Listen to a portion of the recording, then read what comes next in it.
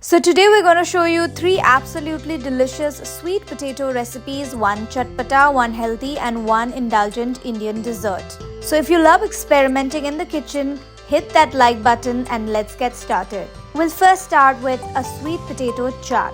For this, heat some oil in a pan for shallow frying. Once the oil is hot, add your chopped boiled sweet potatoes. Let them fry nicely till they turn slightly crisp and golden from outside. Now transfer these fried sweet potatoes into a mixing bowl.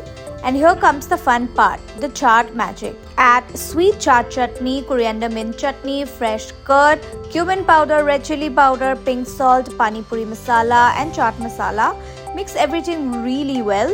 Now for toppings, add fresh pomegranate seeds, finely chopped onions, nylon save and crushed puris. And that's it, your sweet potato chaat is ready. Now let's move to Greek style baked sweet potatoes.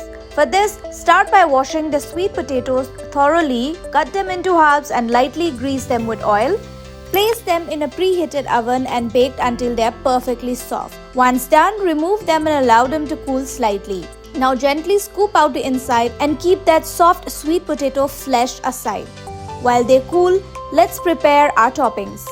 To prepare sour cream, in hung curd add 1 garlic clove, fresh lime juice and olive oil. Mix well and keep it chilled. For chunky salsa, in a chopper add tomatoes, onions, crushed garlic, lime juice, olive oil, red chili powder and salt and pulse lightly.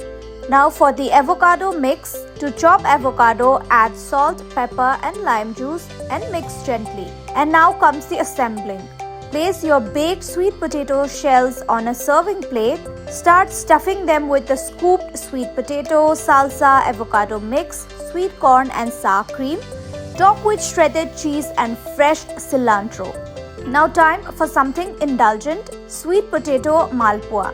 In a bowl, add boiled sweet potatoes, maida, semolina, fennel seeds and mix everything well.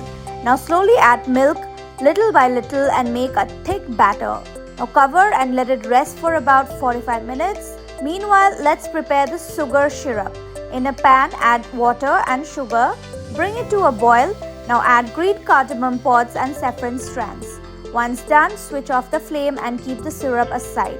Now check your batter. If it feels too thick, add a little more milk to get a smooth pouring consistency. Now heat oil in a karhai. Once hot, pour a dollop of the malpua batter. Now fry till golden brown and crisp from both sides. Immediately dip the hot malpua into the warm sugar syrup.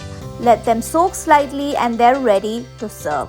And that's how you turn simple sweet potatoes into a spicy chaat, a wholesome baked meal and a festive dessert.